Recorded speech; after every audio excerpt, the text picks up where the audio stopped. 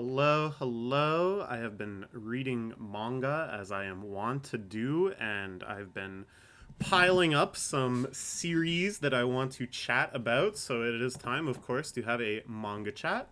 We got 5 series to talk about this time. Let's just jump right in and talk about Osama Ranking. This is a series that had been on a super extended hiatus of, I want to say, like almost 2 years due to, and here I do not want to accidentally end up libelous, some sort of legal conflict between the author of the series and some other party. And that is all I can remember clearly enough to comment on it. But yeah, right as a new arc was heating up, it suddenly stopped, completely disappeared for quite a while. And then at some point in the last year, maybe or so, it did come back, but nobody was scanlating it for a bit. And then super recently, like in the last couple of weeks, there has been a total flood of chapters. I think a dozen or so coming out over the last 2 weeks in scattered batches by a group that is trying to get everything back caught up to current, get us up to speed with what's going on. And what's going on is, unsurprisingly, something very complex and crazy. You're probably familiar with the series to some extent. There was a Studio Wit adaptation that aired a few years ago that created quite a stir and was somewhat of a crossover hit, which is great. Totally deserved. This is a very unique manga made by somebody who has no real background in manga or even really in art. A businessman who just started trying to draw stuff sort of on a whim. As far as I know, he wasn't even like a huge fan of manga. Like, it wasn't like he was reading tons and tons of battle shonen and decided to make his own. And all of this is reflected so clearly in the manga itself. It's so idiosyncratic. The art style is strange at the start, quite amateurish, honestly, but has grown really into its own, becoming more detailed, more refined, more consistent, more expressive. The plot is about our heroic Prince Boji, who is deaf and mute. He can only kind of babble. He hasn't been able to formally develop the capacity for speech because he's also deaf, but is able to communicate with Kage, the sole survivor of the strange Shadows tribe that we still don't really know all that much about. And they explore and have adventures in this very unique fantasy world that has all sorts of world building elements that are just so strange, like adjacent to things we understand, working with kind of tropes and archetypes that we understand, but in a way that really truly feels fresh, that really truly feels like not somebody even deliberately subverting what's come before, going, oh, well, underworlds and other series, well, check out our underworld, but is just so genuinely outsider that they're very kind of like, uh, it's like they're building it up from the most simple foundations because they don't really expect anything from us in terms of expectations or tropes or anything. It's like branching off at the evolutionary path of this settings development at such an early point that it's a totally different species that has managed to recreate a lot of the same excitement, a lot of the same thrills, and a lot of the same kind of structural elements. For a great example, we can talk about the current arc. Boji, eager to be of service to the people, tries to join the order of a knight and meets several knights in town. And what plays out is kind of a traditional story where, everyone is always underestimating Boji's strength because he's just a little kid and he can't speak. And so he ends up with the knight that nobody else wanted to sign up with, this massive brute of a man who is himself quite mysterious and unclear, what his true morality or his true allegiances lie with. They're tasked with dispatching evil beasts that are poisoning a village. The village is full of sick people, and these strange insectile creatures keep appearing from this poisoned forest. They're like so clearly putting one and one together. It's the poison forest and these insects that's doing this. You need to go and kill all these monsters. And of course, us media literate people are like, okay, well, there's going to be some sort of twist here, probably multiple twists. This brutish, vulgar knight is probably going to have a heart of gold, and probably the situation with the forest and its monsters is being misunderstood somehow. Hey, this doctor that's supposedly giving people medicine seems quite shady. You can start kind of piecing it together. And before the cliffhanger, I was like, okay, I think I've got this arc kind of figured out. Again, just kind of using my general media literacy and understanding where things are likely to be a twist, where things are likely to kind of run contrary to how it's presented. But no, that was very foolish of me. There are twists in this arc. There are surprises. There are things that certainly aren't as they appear. But nothing so simple and black and white as, oh, these are actually the good guys. Oh, that's actually the bad guy. Instead, all sorts of just strange, almost nightmarish scenes start unfolding. Our giant knight, not actually a giant, giants are their own things in the species, he's just rather large, and does have some sort of strange powers that we haven't actually kind of pinned down yet. He does sort of have a heart of gold. He's kinder and more understanding than he lets on. But he also does demonstrate truly wild, violent impulses that lead to really unambiguously tragic ends. It's not that he becomes like a little cuddly little puppy and you cheer for him. If anything, my opinion of him is lowered at this point out of his strange, violent stubbornness and impulses and total lack of self-control. The situation with the monsters is also much more complicated. It doesn't seem like they are responsible for poisoning the village, but it's not really clear what they are doing either, or what they are, or what that strange woman hanging out with them is. So I feel like, again, it's like not that they deliberately set up certain things to subvert us. I feel like the author is just genuinely such an eccentric that this story kind of emerges from him as easily as a fable, as fundamentally as, the story that I described, where the ugly things turn out to be good. Now it's kind of like everybody turns out to kind of be ugly and neither bad nor good, perhaps. But we're only, as I said, just kind of getting into the meat of the arc now. I think there's still going to be some twists and developments. And then another thing this series is good for is these kind of standalone, more episodic adventures will suddenly kind of leap into relevance for the overall plot lines, the overall mysteries, things that have been teased but never fully explained to us, like the titular ranking of the kings, the gods that roam the earth with bizarre supernatural powers and even stranger motivations.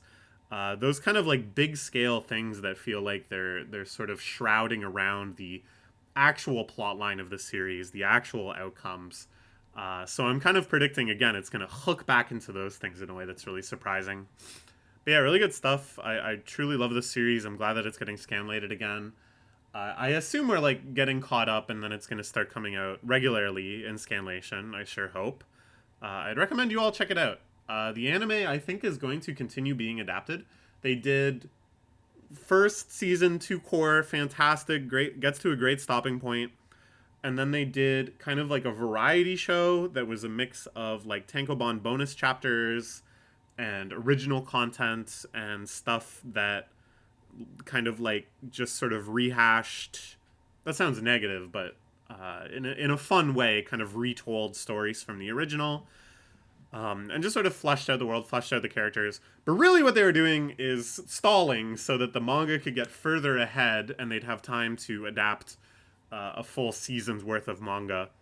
But I think they're at that point now, even with this bizarre hiatus. So I'm hoping Studio Wit comes out with the proper season 2 soon.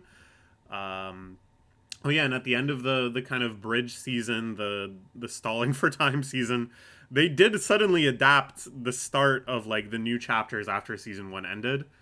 So it's definitely worth watching, especially that last episode, because the stuff that happens immediately after the anime is freaking crazy and really good. So yeah, can't wait for more. Great stuff. Okay, let's talk about One Punch Man. So if you don't remember, and it's maybe shocking to hear, I had a period where I was on manga hiatus. I was not reading manga for a stretch of like over a year. There was like quite a few reasons behind it. Not really worth getting into. I made a whole video about it actually, if you want to hear about that. But the effects are still lingering insofar as I haven't gotten caught up on all the series I was reading beforehand. For a wide variety of reasons. Some of them I just wasn't feeling that much, and it was a good excuse to actually drop some series for once in my life. Some of them also kind of fell out of scanlation during that time, where they just finished, and I kind of lost track of them because they weren't in my feed during the time when I was getting caught up with stuff. Other things I'm just sort of saving because I know they're going to resonate with me deeply emotionally. And other stuff, I don't really have any reason that I hadn't gotten to them, just sort of a general lack of motivation, I guess. One Punch Man fits into a few of these categories. It was annoying that it stopped getting scanlated on Mangadex, the remake, and I was too lazy to go seek out where the chapters actually were getting posted, and the official Viz Simulpub at the time was very far behind. So when it kind of came time and I started reading manga again, I was just too lazy to catch up. And then I also kind of had a sense of like annoyance. So when I had stopped reading it, it was right when they got to the Garo fight with Saitama. The big finale of the Monster Association arc. In the webcomic, the Monster Association arc, I think, is a super high watermark. I think it's definitely the best thing that series has achieved. One of my favorite Battle Shonen arcs, period, honestly. So many things I could praise about it. The characters, the setting, the sense of scale, the sense of escalation, the construction of fights, that they cross over with one another, the sort of moral messaging at the heart of all of it. And I kind of felt like, not even that they were like dropping the ball when it came to the remakes Monster Association arc, they were just doing too much. They were so excited about it, and I think they knew the reputation it had, and they went into it with like very much a more is better approach, which I think is kind of true to an extent with the series. The series has always been about excess and explosiveness and cinematicness, and it's not like I fault it for that in and of itself. There was just certain things that I kind of it underwhelmed me. It didn't play out the way I hoped it would. Especially with the start of the Garo fight, I just like, this isn't what I thought it would be. The iconic moments that I was looking forward to either aren't happening or getting stretched out so much that I'm like losing interest before they can happen. So I don't know. It wasn't like I was hating on it, but I was becoming more and more ambivalent to it. And then they started tying in all sorts of kind of like the next tier up of stuff, kind of the cosmic level stuff involving blast and like multiplanetary things and dimensional warping things. And again, it's a feeling of excess that they had to kind of take the Monster Association arc and go so far beyond. Okay, now we really need to involve God. It can't just be a teaser with Homos Emperor. We need to involve Blast because, that's surprising. We need something beyond natural evil water and Junior Centipede. We need to make an even bigger Centipede and blah, blah, blah, blah, blah. And yeah. Oh, and the fight with Orochi needs to be like 80 chapters. I don't know. I'm sounding kind of negative. It's like all stuff that is fine in and of itself, is exciting. I can understand why they did it. But I just started getting weary. I think that's the only weird word for it. I just felt weary. Just like, oh man, this is so much. So, anyways, I finally decided to get caught up on it. Just on a whim. I think the Viz Simulpub is now actually caught up, is now a proper Simulpub. like a few days delayed at most. So I was like, okay, sweet. Let's check it out. And I started reading from around where I thought I had left off. And I was like, this is weird. I don't remember any of this stuff. The stuff that I do remember, and I do remember being disappointed by, is not really playing out the way I remember. I started feeling like really kind of whacked out of my gourd. Because normally I can remember manga pretty well. Like if I reread a series that I haven't read in years, it doesn't take me long to kind of like recall all the major plot points, and even specific panels and stuff will start seeming familiar to me. So I was like, this is really strange. Why can't I remember like any of this stuff? It started making me feel crazier and crazier until I looked it up. Because there was like specific scenes with Garo that I'm like, no. I'm sure this happened. I can remember reading about it and like talking about it, and I'm sure I could dig up a video where I talked about it. Something is odd here. And yeah, there was massive redraws. Whole chapters got redone. Major chunks of that arc got redone. And reading it all again, I don't know if maybe I'm just in a better mood, or kind of contrasting it with how it was before. Whatever. I felt a little more positive about it. And then the new stuff, the direction it does go in, my understanding is that this is like very polarizing, with a lot of fans really disliking it. But I gotta say, and I guess this is kind of spoiler zone, the stuff with Saitama going back in time, like warping through reality. First off, I think there's a very subtle reference to 2001 here, because they very specifically go out into the orbit of Jupiter when all this stuff happens, which is where the climax of 2001 happens, where the character transcends time and space and like witnesses himself growing old and dying and being reborn and blah blah blah. So I was like, okay, that's already, I'm a little biased and touched, because that's one of my favorite movies of all time. Maybe I'm crazy, maybe it's just a coincidence, but that's my guess, is that it was like a very subtle nod to that. And then this idea of like, he goes back in time, he punches out Garo like through time essentially, and then Garo is just inexplicably destroyed before the worst of his nuclear fission power can happen, and everyone is like fine. And so he transcends killing him in one punch, or defeating him in one punch. Now he defeats him in like 0 punches, because he like punched him before he punched him. I was like, okay, that's kind of awesome. Like they got me. Is it the smartest thing ever? No. Is it the stupidest thing ever? Maybe in the top 10. But I liked it. I thought that right there is the perfect sort of like excessiveness, insanity, total nonsense that I truly love in this series. Yeah. The stuff past that, the adaptation of now the Ninja Village arc, and the getting Psychos out of jail little mini arc, and then stuff like the lame hero name association and the Nero heroes, doing all of that stuff at once. Like basically almost everything that was happening in the webcomic is now all happening in parallel in the remake. I don't know. It seems it's like some of it's good and some of it's bad, and that's really the most articulate thing I can say about it. This whole like higher dimension thing, and the revelation that this guy is Blast's former associate, former partner, whatever. I don't know, man. It's like, again, it's all very excessive.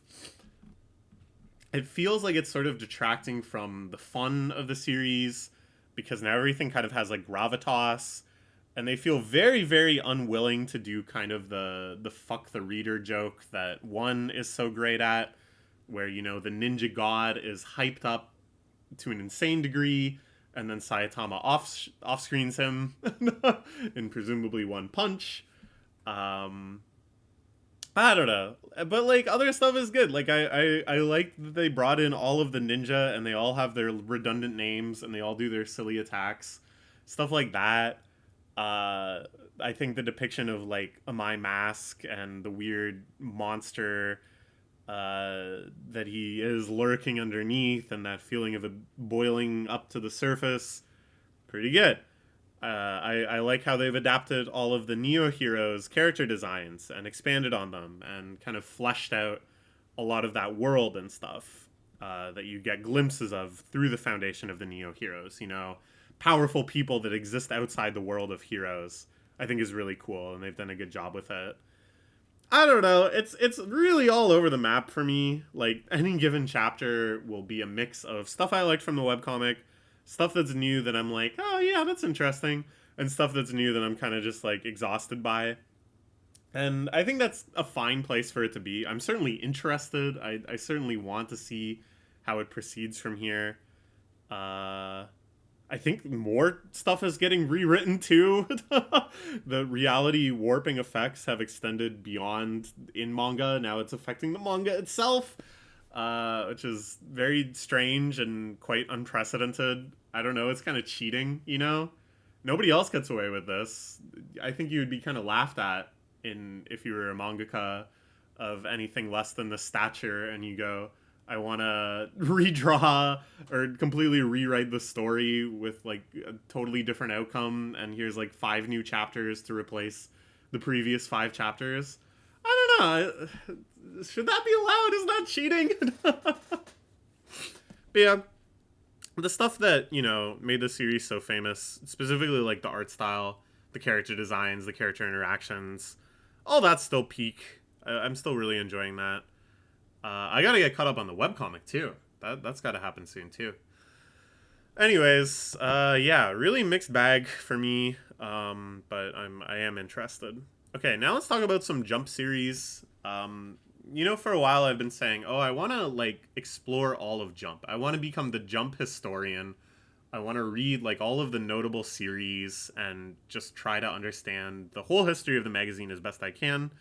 It's a passion project that's been sort of waxing and waning. I haven't worked on like the database in a while, and of course I want to read manga that's outside of Weekly Shonen Jump too. But I plunged back into it in the last few weeks, reading all of Hikaru no Go. Like I said before, I remember manga pretty well, and this was a series I read way back in 2002 ish, which is a long ass time ago now. And yet, I could still, almost panel by panel, remember how things played out. I remembered all the characters. I could remember specific moments and lines of dialogue and stuff. Ooh, what a rush that feeling is, you know? Being brought back to those childhood feelings.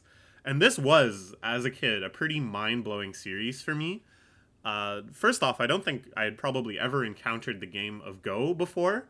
But I certainly had never encountered a manga that was about this sort of like skilled intellectual competition that had the format of, you know, a kid trying to improve at something and practicing and meeting people and making rivals and advancing up the ranks and stuff. This was like a genre format that was totally brand new to me because I was encountering it in like the Western Shonen Jump alongside a whole lot of other manga for the first time. Before that, the only manga I had really read was like Dragon Ball and Ranma, and that's about it. And then reading Jump, I realized, you know, that there was whole other genres that I just had never even heard of, that things could be told in a comic format that I really hadn't encountered in any medium before. So yeah, it made a big impression on me. For a while, I wanted to play Go myself, but didn't really have opportunities way out in the country as a kid. And I'm not sure what made me revisit it now, but I realized as I was reading it that I never actually finished it as a kid.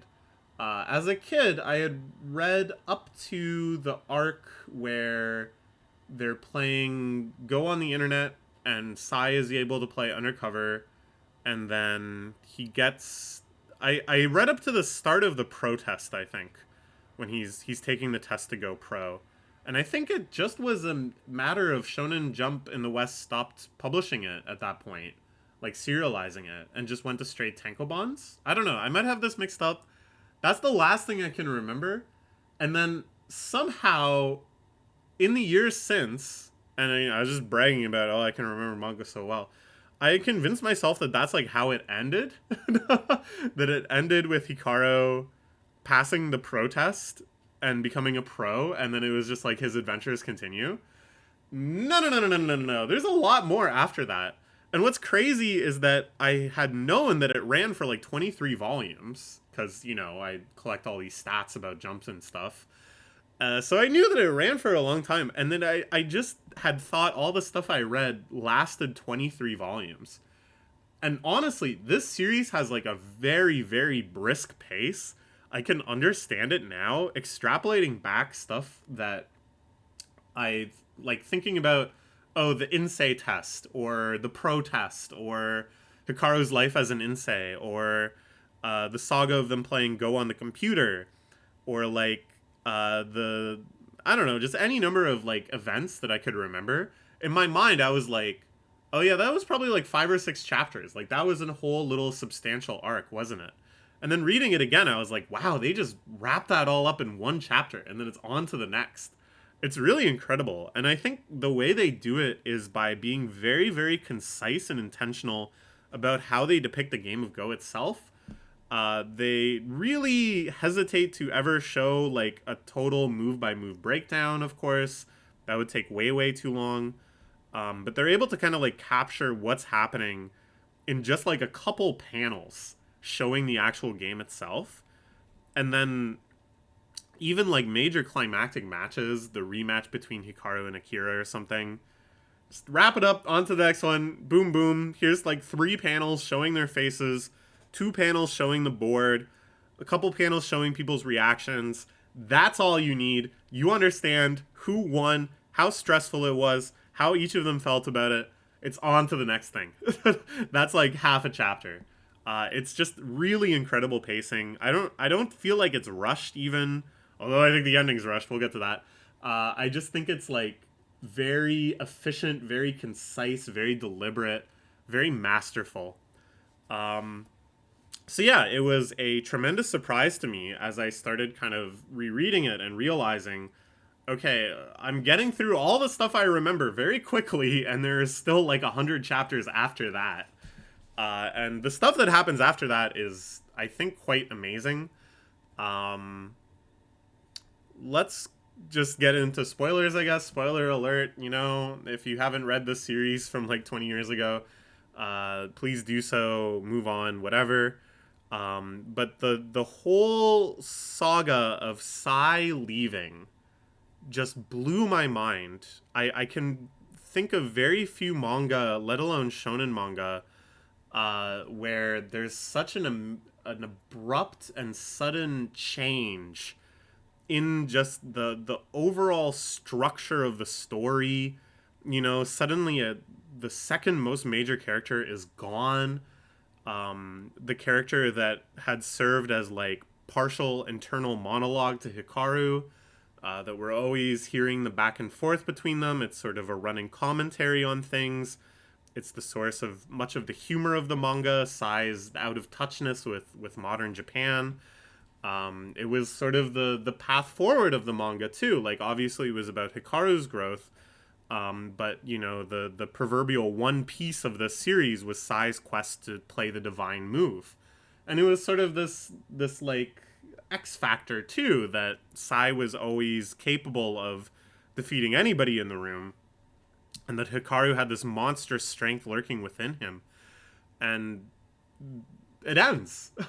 Sai leaves. And I think it's like profound how different the manga feels from that point onward. So poetic, so sad, and yet so beautiful when Sai leaves.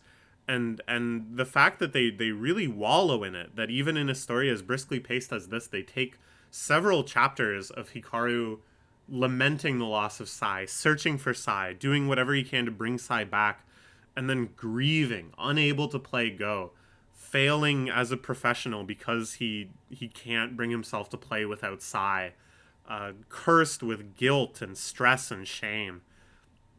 Really, really powerful stuff.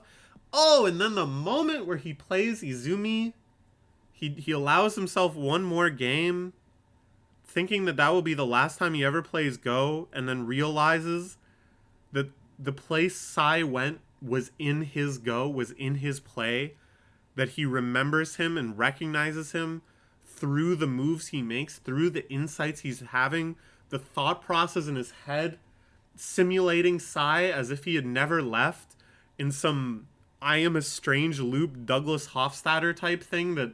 That's a big tangent. Let's not go into that. But wow. One of the most beautiful moments in the entire magazine, let alone just this series, let alone shonen competition series, anything. I was so moved by that. My God. I feel like I'm going to tear up just thinking of it. And then, of course, he rebounds. He has to play. He has to honor the memory of Sai and let Sai live again through his play. And so many great scenes after that, too. And then the ending. God, man, what a tragedy. What a tragedy. This is the greatest tragedy of Jump, is series that ran for hundreds and hundreds of chapters, that ran for dozens of volumes, that have massive fan bases, that have anime adaptations, that have everything you could think that would help them, still at a certain point seem to start wobbling on that gigantic, high up, narrow beam that is syndication and Jump. And I don't know how it happens. I don't know why. They start getting prodded and saying, hey, actually, you got to wrap it up. You got to step off. You're at risk of falling. We can't let you fall. You got to step off. Have this all wrapped up in the next 20 chapters. Have this all wrapped up in the next 5 chapters. Whatever it is. I don't, I'm not a fly on the wall. I wish I could be. I don't know what is discussed. I don't know how much of it maybe is just the authors being like, yeah, actually, I've had enough of this. But man, it's a pretty unsatisfying ending. I gotta say. I was so disappointed. Reading the last arc, I kept thinking, this can't be it. This can't be it. And it's like, you felt like there was an opportunity to have like a pretty powerful, triumphant moment at the end, that Hikaru manages to pull off a miraculous victory against this extremely powerful Korean player. But no, he loses! Which in itself is quite remarkable, that the series was so strict adherence to its own power levels, that the author was really like, nah, it doesn't make sense for Hikaru to win. A player that strong, a player with that level of reputation, a player that highly ranked, wouldn't lose to Hikaru. That's just unrealistic. So even though it's the very end of the series, and you'd think you want to leave it on a note of triumph and hope and a journey continuing forward, nah, he just loses. But it was close. He just comes close. And then has a little speech about, connecting the past and the future with Go, which is very beautiful, but he just kind of says it out of nowhere, and then they're like, all right, that's it. There's so many other things that could have happened, man. There's so many characters that they set up and that didn't really get paid off. Characters that got hyped up and then you never got to see them play. And it would be one thing, it's not like I just want to be like, and here's another thing they could have done, and here's another thing they could have done, and don't end the series until you check off all the boxes. I don't think that's the right way to go about it, but it really didn't feel like, oh, well, that was like the climactic moment that summarizes the entire series. It just felt like one of many matches, and then like they were in like a round robin tournament. Like, it wasn't really any more important than the match they had against China like a week before. I don't know, man. It's just so disappointing. But great series. Great series in spite of that. I realized so many of the great Jump series that I've been reading recently, Toriko, Eye Shield, Undead Unluck, all kind of met the same fate. And now I'm starting to wonder, is it me that's cursed? Am I swinging a time-transcending axe that the more I love something, the more rushed and disappointing the ending will be? bodes ill for One Piece. No, just kidding. One Piece will never get rushed. That much is evident, and One Piece will have the greatest finale of all. Anyways, let's not talk about One Piece. I have a few more things to say about Hikaru no Go. BL. This was something I did not recognize as a kid at all, but this is a series for the Fujoshi through and through, and it is so obvious to me now. It's like really funny reading it again, not even like overwhelmingly through that lens, but just like noticing, becoming the noticer, and being like, oh yeah, obviously people would ship Hikaru and Akira, obviously. And then to see, because the Viz app very kindly includes the author's comments at the end of the tankobons and stuff, the author being like, well, I really wanted to make it clear that Hikaru and Akira have a special relationship. And the specialness of their relationship is the most important part of this, and blah, blah, blah. And then, like, as soon as I saw that and I realized, like, oh, this isn't just a coincidence, this isn't happenstance. We have a Fujoshi writing the series, too. This lovely older woman. I didn't realize that either, that the writer is a woman in her, like, 50s or 60s at the time of this coming out. The artist had illustrated a whole bunch of other stuff before, but was relatively young.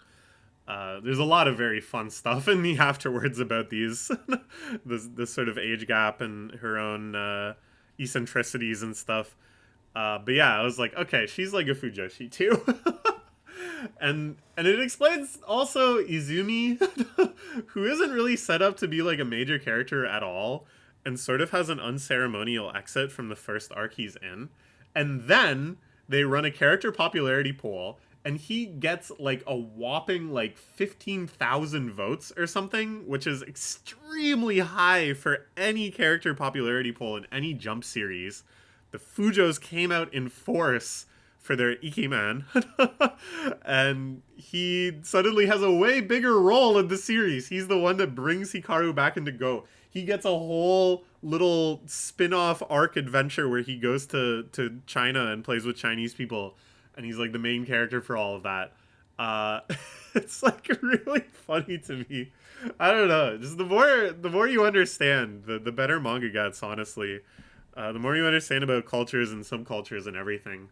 And speaking of which, as I said before, as a kid, I had never encountered Go before. I thought it was really cool. I wanted to play it. At the time, I had no means to, but in the years since, I have on several occasions actually gotten to play not a ton of Go. It's not like I'm good now, but I've learned. I've learned like an okay amount. I've played with a variety of people, and I think I could genuinely appreciate the Go in this series a lot better based on what I had learned. Like I said, the more you learn, the better manga gets. And this has indeed actually reignited my interest in playing Go. I looked up a bunch of Go clubs in Toronto, and assuming sometime in the future that I get much less busy and I do all of the videos I want to make and play with all the Pokemon cards I want to play with and do all of the other stuff I need to do for my job and do all the chores around the house, and see all my friends and hang out with my boyfriend, and I go, all right, I'm caught up. Oh, and watch all the anime I gotta watch. I'm caught up on everything. It's time for a new activity. Maybe if and when that happens, I will go and play some Go. I think that would be pretty cool. I'd like to at least dip my toes in once more and see if I can at least beat other people that don't play. That's kind of my main goal. I have a friend who often at parties at another specific friend's house, he has like a chessboard and a Go board, and you know, just killing time at the party. We'll play a game of each with each other, and both of us is like neither of us are good at either of those games, but we're like okay. We're okay enough to have like a respectable match. So I want to improve enough to beat him at Go like badly. That's the dream. Anyways, yeah, Hikaru no Go, great series. Loved it. Loved it as a kid, loved it now. I'll probably read it again in another 20 years and love it as well and still be disappointed as hell by the ending. Okay, let's talk about Ayakashi Triangle, a pervert series for perverts. So I finished Hikaru no Go, and I felt very re-energized in this project of let's read all of Jump. Um, and so I was like, okay, I want to read another Jump series, but I want to read something that's like the diametric opposite of Hikaru no Go. And this is what came to mind. This is the most recent series by Yabuki Sensei, Jump's greatest pervert, who made To Love Ru, Black Cat, and no one has done more to push the boundaries of what you can get away with in Jump, in terms of fan service, nudity, sexuality, overt sexual references and stuff. And I was like, all right, it's time to see what this latest one is. Because, you know, I read To Love Ru, I'll admit it. I read All of Darkness too, I'll admit it. He's good at what he does. I'll say that. He's good at what he does. I am not going to say that I'm like... Let me get some water. Let me really think about how I want to word this.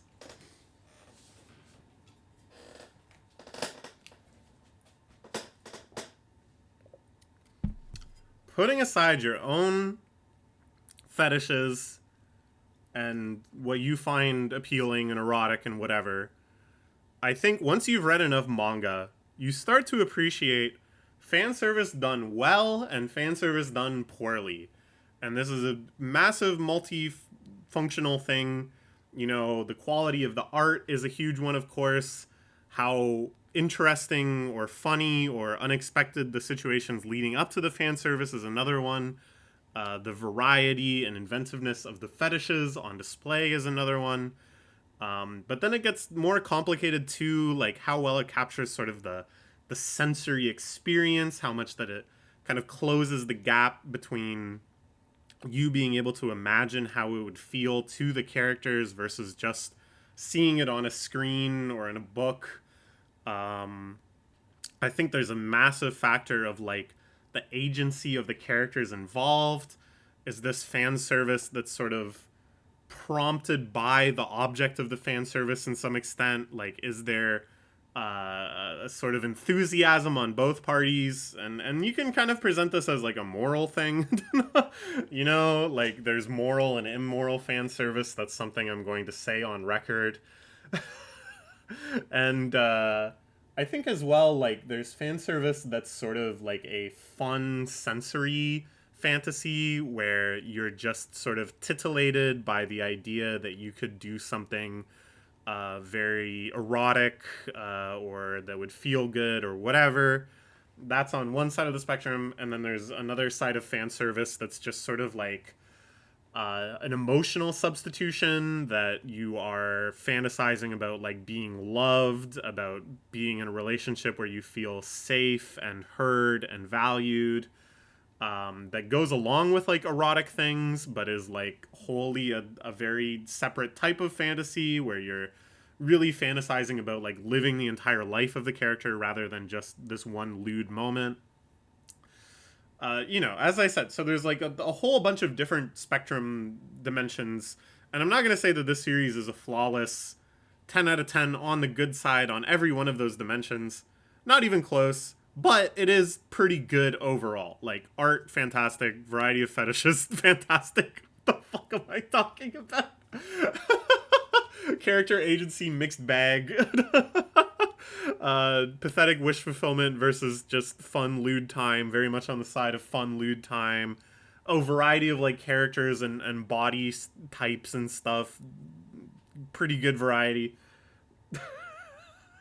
It's like I chose to talk about this too. That's the worst part. It's not like somebody sat me down and put a gun to me and said, you have to talk about all the manga you're reading. You have to. You must.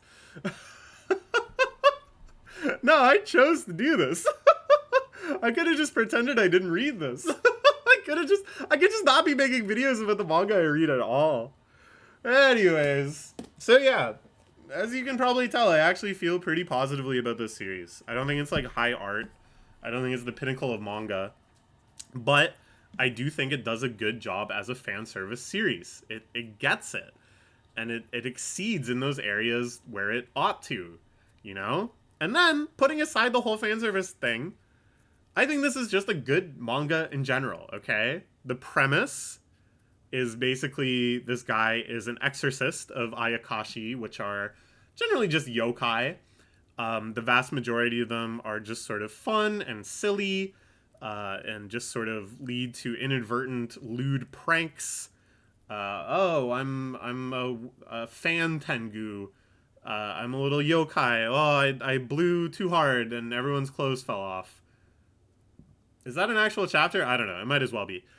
The vast majority of them are like that, and therefore a lot of the series is just lighthearted, goofy fun. The yokai have great designs. There's such like a almost kind of Gensokyo-y kind of traditional Japan world of mystique and illusions feel that's really, really fun. You know, showdowns at shrines and all sorts of fun traditional Japanese things being reinterpreted as exorcism gadgets or silly yokai creatures or whatever. And all that is great, you know? So yeah, he's the yokai exorcist, and then she's the yokai medium, that she's like somewhere in between the human world and the Ayakashi world. She can like communicate with them, so she's like trying to help them grow and heal and whatever, and he's subduing them when they cross the line and become dangerous. And then, of course, yes, there are big dangers, and there's big scary ones, and ones that kind of go out of control and become evil that they got to fight off. There's another exorcist guy. There's a cast of other characters that get involved. That all, you know, most of them are women that have fan service scenes, of course. There's greater plot intrigue and mystery with the question of the previous Ayakashi mediums that were mistreated by humans for being on the side of Ayakashi, and the building resentments throughout generations of Ayakashi medium. How will she inherit them? Will she end up being an enemy of mankind as well? So kind of some like interesting conceptual stuff bubbling under the surface. But most of the time just like very fun episodic chapters with great character designs, great interactions, all that good stuff. Two big X factors. One, in an absolutely brilliant play that feels like a lesson was learned from To Love Ru and from other Yabuki Sensei series, just get rid of the main character dude. How do you do that? Turn him into a girl. The first chapter has him getting cursed with a gender swap magic seal that they can't undo. This is another kind of ongoing quest in the manga, is figuring out how to undo that. But now, instead of a boring main character dude, you have a main character dude that has big boobs. Brilliant. But honestly, they do actually kind of delve into a lot of pretty interesting gender stuff. It's nothing that feels like superficial. It's nothing that feels like it's all just meant to be a gag. They like honestly kind of engage with this idea of like, well, what does it mean for him to start acting like a girl? How much does he need to embrace this identity that he's been stuck with? What sort of performance goes along with that? How does he feel about wearing women's clothes? How does he feel about his relationship with the Ayakashi medium? You know, this girl that this is spoilers, I guess. There's mutual love between them and stuff, but she's attracted to men, and she's kind of in conflict because it's still him, but he's in the body of a woman. And so, like, what kind of relationship can they have? And it gets into this stuff in a way that, like, it honestly isn't, like, about perversion. It honestly isn't, like, fetishized. It's just kind of, like, an interesting character dilemma. And I'm not going, oh, yeah, Ayakashi Triangle, trans rights. It's all about that. No, it's definitely not like a trans thing. Instead, I think they just wanted to have a good character grounding where the main character is kind of going through like an emotional struggle that makes him like relatable, and it's something that he can kind of progress in, and it's something where there's like vulnerability and connection to the main lead girl. And they just so happen to stumble into gender and gender identity and like comfiness with one's own gender as that theme, as that through line, and just did a good job with it because Yabuki Sensei's a good writer. Isn't that miraculous? Isn't that? And it's not the first time this has happened either. there's many actually great examples of gender bending manga and stuff that I think stumble their way into actually really interesting trans representation, even though I would be shocked if that was their intent in a lot of cases. But yeah, as a trans person, I'll give it my seal of approval. I think the discussion of the Ayakashi Triangle dude's gender in Ayakashi Triangle, the fan service manga for perverts, is actually quite interesting. The other interesting thing that I want to say about this series is that it's the first time that I have ever seen. So Viz, for the last 4-ish years, has been on the extremely noble and powerful quest to localize all of Weekly Shonen Jump. That every series that runs in the physical magazine, I think they were bolstered by Kojikame finishing, and suddenly this idea seeming feasible. They are translating the whole of, going all the way back to the start, and then translating new chapters as they come out. And when they launched this project, Ayakashi Triangle was running in the magazine. And they did their best to adapt it and localize it and bring it to Western audiences. But for the first time, as far as I can tell, among all of these projects, among this entire endeavor to bring Jump to the West, they threw in the towel. It's because the characters themselves wouldn't put on towels.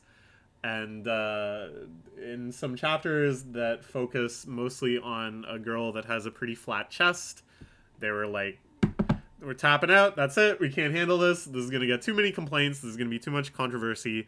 We're just dropping it. And you know what? Probably for the best. Moreover, in the Tanko bonds, they actually went much, much further. There's like full-on nipples and a lot more skin exposure and stuff. So they were already playing on easy mode by just adapting the magazine chapters instead of the Tankobon chapters. But yeah, they couldn't hack it. Understandable. I think they certainly went in knowing they'd have to draw a line somewhere, because they want their app to be available in the Play Store and have like a teen rating or whatever.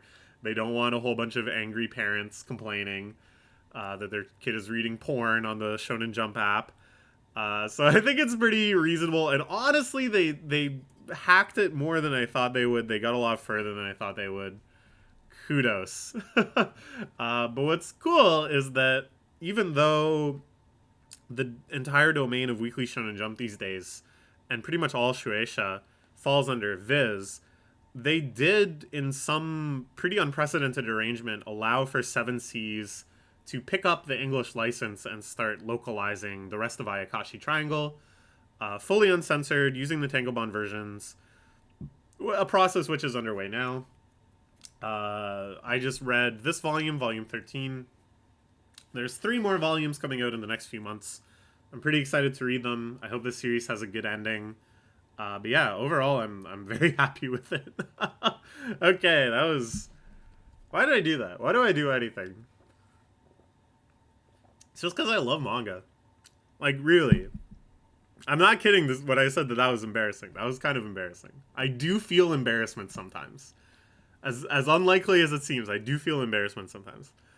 But it's like, when I think about the options being, well, I could embarrass myself by talking about Ayakashi Triangle, or I could have had this great experience reading a manga that I was actually really impressed with, and not share it with the world, and in doing so perhaps deprive even just one person who would love this series the the door opening that they require to learn about it and to want to read it.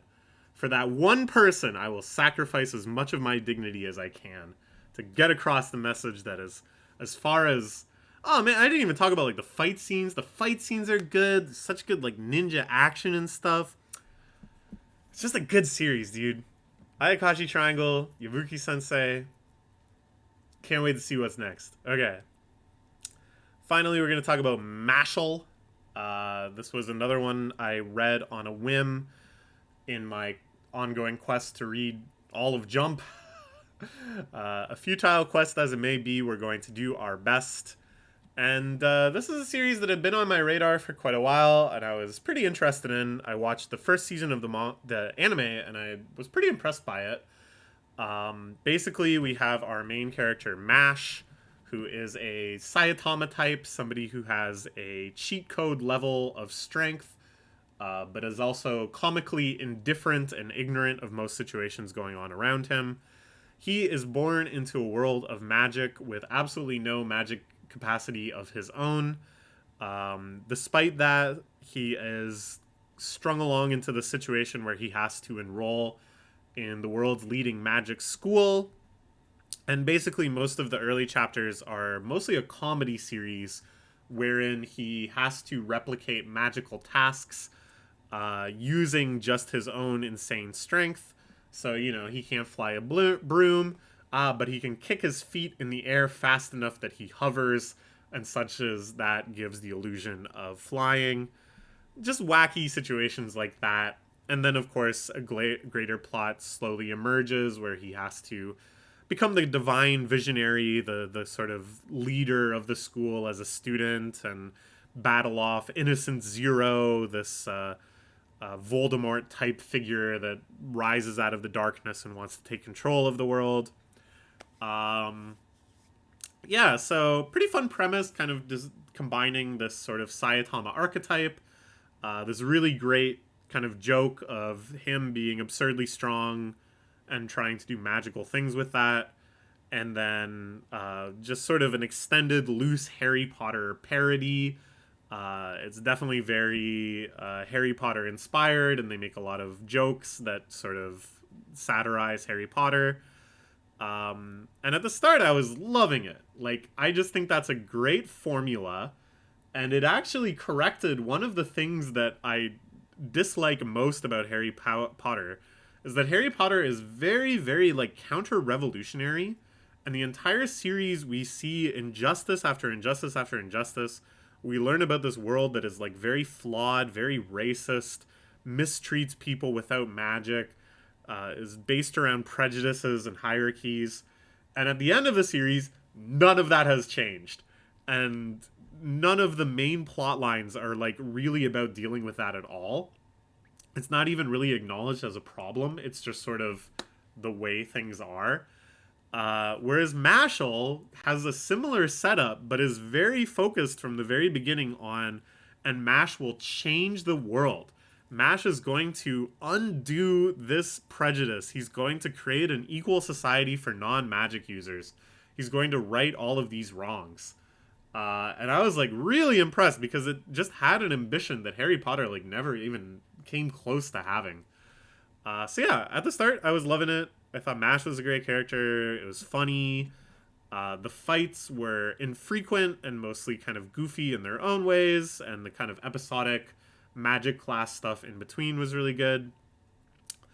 But then, and I think what is the second biggest ongoing, recurring Weekly Shonen Jump tragedy after rushed endings, in the same way that everything evolves into a crab, pretty much every series in Jump evolves into a battle shonen. And although this had elements of battle shonen from pretty early onwards, it becomes more and more of a dominant focus. Everything just kind of becomes around fighting. A lot of the comedic elements sort of fall by the wayside. Mash as a character becomes less interesting.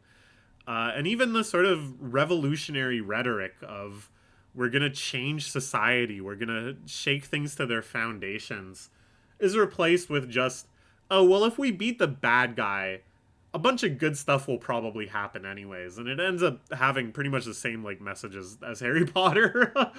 Mash fights the bad guy, and things are implied to have maybe gotten incrementally better. More specific complaints: in any scene where like Mash wasn't fighting, it really was a moment of like when Mash is on the screen, I clap, and when he's not, I frown. Because like without his gimmick of being super strong but going up against magic, you just have magic fighting magic. And the magic isn't really that interesting. They have this whole thing of like elemental powers, and then you can do your seconds, which is like your super spell, and then you can do your thirds, which is like you summon the god of that elemental or whatever. But ultimately, none of them were really that interesting. They were just kind of like that kind of fighting. The kind of choreography of the fights started falling by the wayside more and more. And again, it was like the Mash fights were kind of more interesting because there was usually at least some sort of like goof to them, you know? That he gets like a wand, but it's really just an iron rod, but he's strong enough to like stretch the iron out into like a tennis racket, and then he's batting back the opponent's magic balls with the tennis racket. That's good. That's funny. That's like something at least. Or he's doing like wrestling moves and stuff. Like that's fun. And just kind of going up against these like big magical spell waves with just raw strength is fun. But all the other fights, yeah, it's like not much to them. The supporting cast felt kind of weak as well. Again, in contrast to Mash, who, although not the most original character, was just very consistently entertaining and endearing to me. And then more and more, Mash was just like, you know, there's a whole arc where he's like training, and then a whole arc where he's like dead and they have to revive him, and they're trying to buy time until he's revived. And it's like, bro, if Mash isn't even here, like, what am I reading? I'm just reading I don't know, yeah. It really fell off for me. It just feels so wrong in a series that so much of it was about, like, jokes and fun and irreverence and just these funny anti-climaxes and Mash, like, stumbling into situations. To have, like, an entire, like, 40 chapter mega arc at the end that's just fighting, fighting. I found it so exhausting. The tone of the series got like extremely grim, violent. People were dying. Actually, a lot of this criticism applies to Harry Potter too. Now that I'm saying it out loud, it becomes really apparent. But yeah, all of the like whimsy was gone after a certain point. It just became like life or death battles with just occasionally little flashes of Mash doing something really funny, really over the top, parodious with his strength that made me smile. But I don't know. It wasn't a bad read either. It just became something very generic and standard after a point. I think as well, this is like one of the most comically annoying series when it comes to villain backstories. I'm not sure what exactly kicked it off. Eventually, I hope to be a strong enough jump historian to point to it exactly. But at some point, everyone got into the habit of, right around when the bad guy's about to lose, they gotta have a whole frickin' sob story where you learn about how mistreated they were and how they grew to have all these evil beliefs. And it, like, none of them are really interesting. It's just like the same stuff over and over and over again. And this series, I think, like, at the end, there is a moment that really cracked me up where, like, the final villain is starting the flashback, and then in the middle of the flashback, Mash just punches him. And they're like, what? Everybody else got to tell their story? And he's like, no, I have no sympathy for you. And I thought that was great. But I was like, bro, if you're parodying it, you know that it's, like, worthy of parody. Why were you doing it so much in the first place? Just, like, little things like that I found annoying. Just stuff that made it feel, like, tedious. Stuff that slowed down the pacing.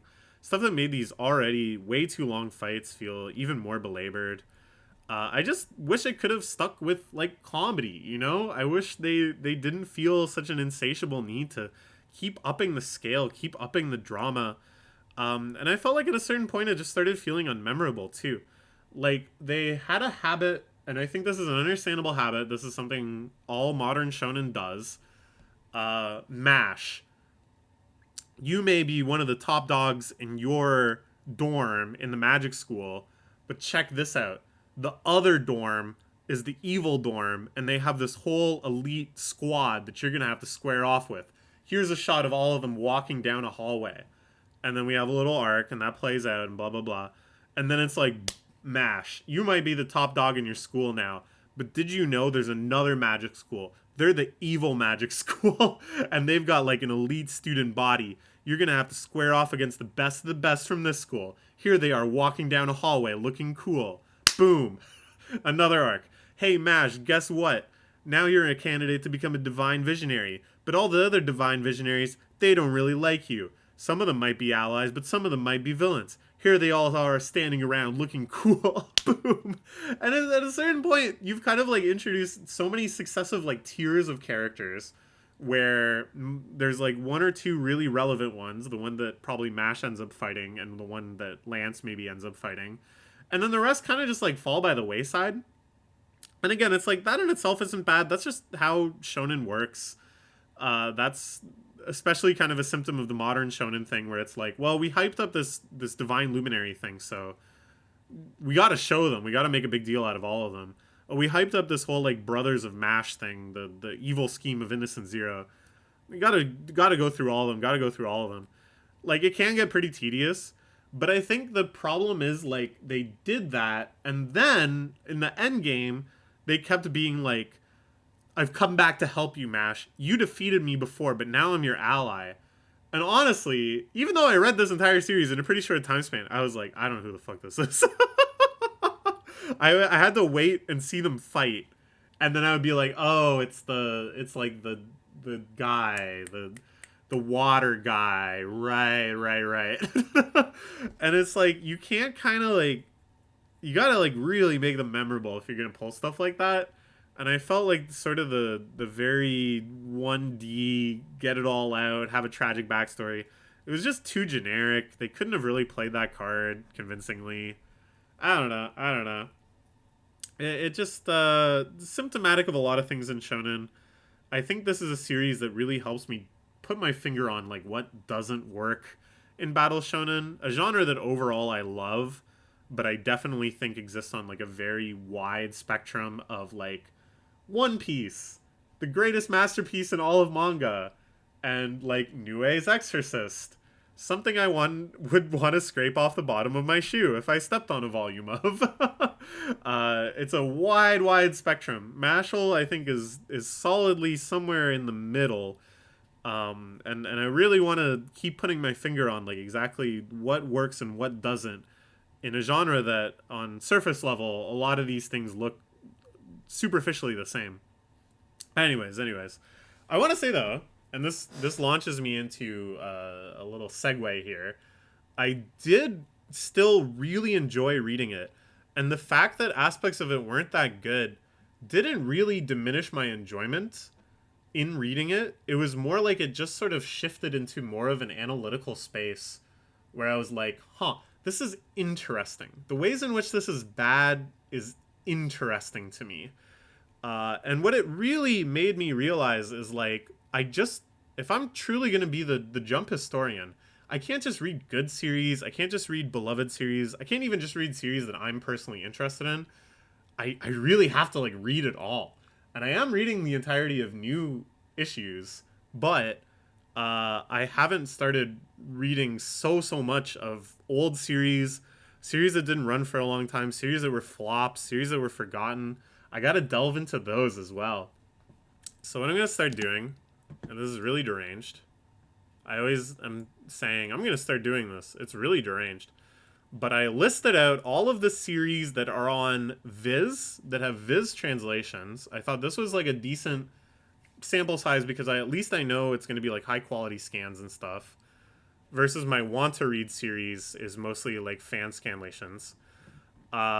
This is just all the stuff Viz has, and there's a lot of stuff on here that I'm like, I don't know what the hell this is, man. What is Candy Flurry?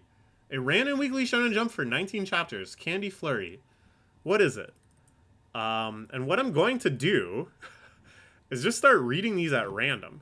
So let's let's pick one out now, and then we'll talk about it in the next manga talk. We have 71. Ideally, and I just don't think I have the time to do this, but I would like to do videos for each of these, and it would be like the Beast N64 challenge, but it would be the weekly Shonen Jump challenge. I am reading every series that ever ran in Weekly Shonen Jump, and I mean all of them. The twist is, I don't know which series I'm gonna read next. This is the journey to reading every Weekly Shonen Jump series. That would be beautiful, but I think we'll probably just continue lumping them into manga chats like this. Okay, so the first one I'm going to read is Hell Warden Higuma. I have never heard of that until I was doing this. I don't know the first thing about it, but soon I will know everything about it, and I will share that with you. So look forward to that. Okay. This is much longer than I thought it would be. Goodbye.